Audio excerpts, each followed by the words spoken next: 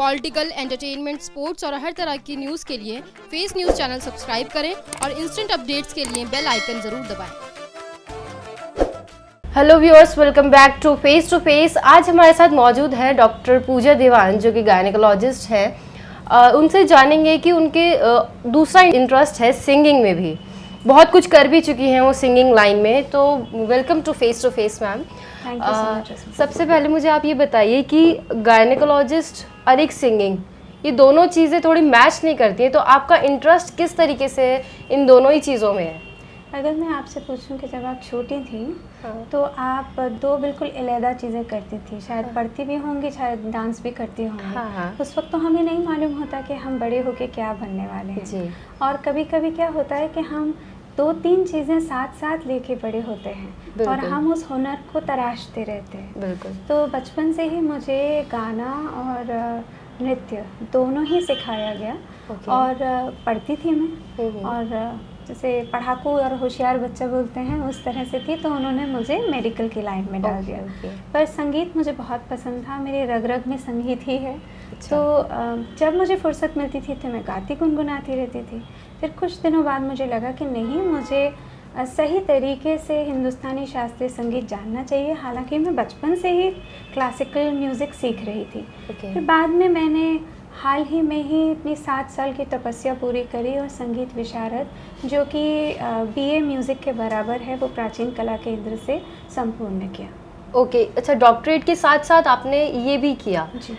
अच्छा, तो दोनों चीज़ों को आप किस तरीके से मैनेज करती थी? टाइम वहाँ भी देना है, टाइम वहाँ भी देना होता था, मेहनत उस काम में भी है, मेहनत इस काम में भी है। आपको जान के हैरानी होगी कि कई बार मैं अपने मेडिकल के पेपर्स लिख रही होती थी तो एक आंसर लिखने के बाद गाना गुनगुना देती, चाहे आसपास सब लोग डिस्टर्ब हो जाएं। अच्छा। तो मैं कहूँ कि इस तरह से मैंने बैलेंस किया। अच्छा, तो बहुत चैलेंजिंग रहा होगा आपके लिए तो ये सब?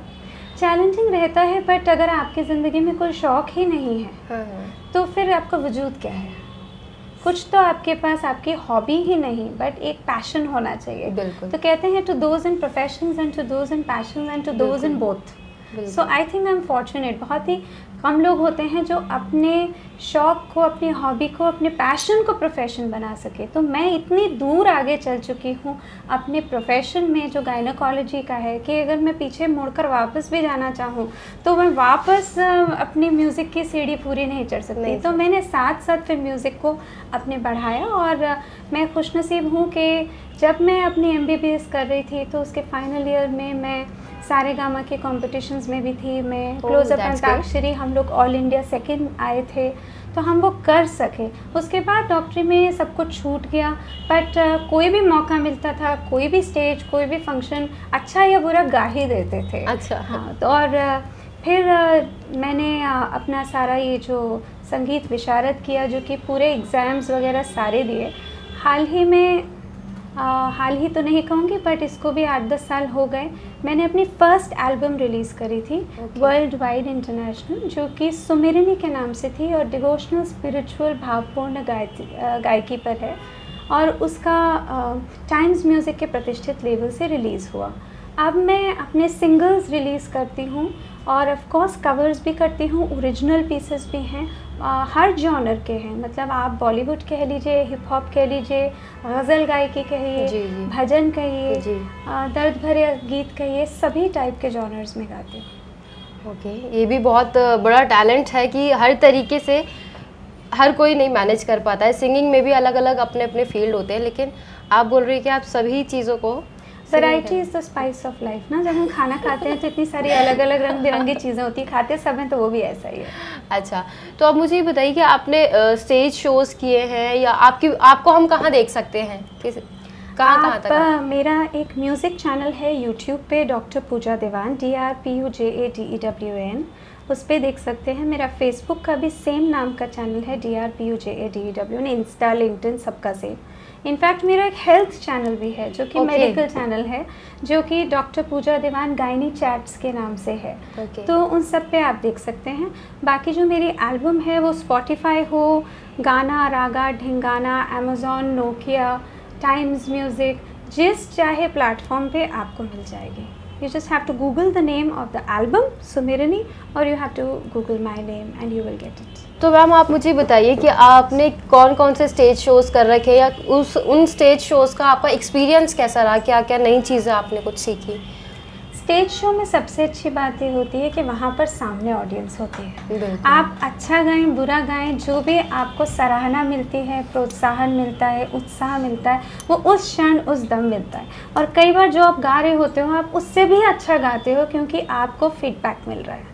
हालांकि वर्चुअल प्लेटफॉर्म पे भी ऑडियंस है, पर रियल लाइफ शोज में और भी मज़ा आता है। हाँ। और जहाँ तक प्लेटफॉर्म्स का सवाल है तो जैसे मैंने बताया कि मैंने टेलीविज़न, रेडियो इस पे करा है, वर्चुअल शोज़ करे हैं, बहुत परफॉर्मेंसेस दिए हैं, क्लासिकल फोरम्स पे भी दिए हैं, और कुछ म्यूज़िकल बॉडीज़ हैं जैसे कि संगीत स्मृति की बॉडी है, भवन्स ऑडिटोरियम है, रविंद्र संगीत के प्लेटफॉर्म्स थे, तो कई सारे प्लेटफॉर्म्स पे गाया है, अनेक इनफैक्ट कॉलेजेस के, हॉस्पिटल्स के, कॉन्फ्रेंसेस के, अलग अलग प्लेटफॉर्म्स पे गाया है। तो इसी के चलते हुए आपका छोटा सा एक अंतरा हम सुनना चाहेंगे, थोड़ा सा आप गुनगुना दीजिए हमारे लिए भी, हमारे फेस टू फेस के व्यूअर्स के लिए। तो किस टाइप का सुनना चाहेंगे आप? जो आपका दिल करे, जो आपको ज़्यादा पसंदीदा हो वो आप सुना दीजिए। एक गज़ल है, उसके चंद बोल मैं गुनगुनाती हूँ और उसके बाद बिल्कुल कॉन्ट्रास्ट में मैं आपको एक भजन की 2 लाइनें सुनाती हूँ। तो गज़ल है, कौन कहता है, कौन कहता है, कौन कहता है मोहब्बत की जुबां होती है, ये हकीकत तो निगाहों से बयां होती है, कौन कहता है, कौन कहता है। बहुत खूब मैम, आपकी आवाज़ सीरियसली बहुत अच्छी है।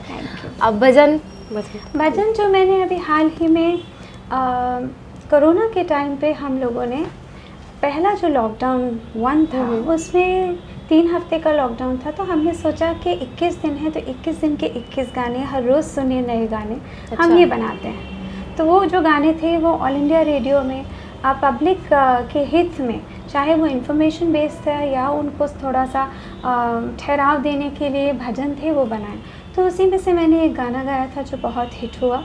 उसमें जो गाने थे, मैंने एक भजन अनूप चलोटा जी के साथ भी गाया, एक गाना मैं उसमें से सुनाती हूँ। इसकी थीम ये है कि हम चाह रहे हैं कि कोई भगवान आए और उसका एक अवतार आए इस धरती पर, और जो सारी तकलीफ़ है उसको पार करा दें हमें किसी तरह। ये कॉन्सेप्ट है और हम इसमें कृष्ण के अवतार की बात कर रहे थे। ओके, ठीक है, तो ये गाना है, अवतार लो धरा पर एक बार फिर से कान्हा, अवतार लो धरा पर एक बार फिर से कान्हा, अवतार दो धरा को एक बार फिर से कान्हा, अवतार लो धरा पर एक बार फिर से कान्हा।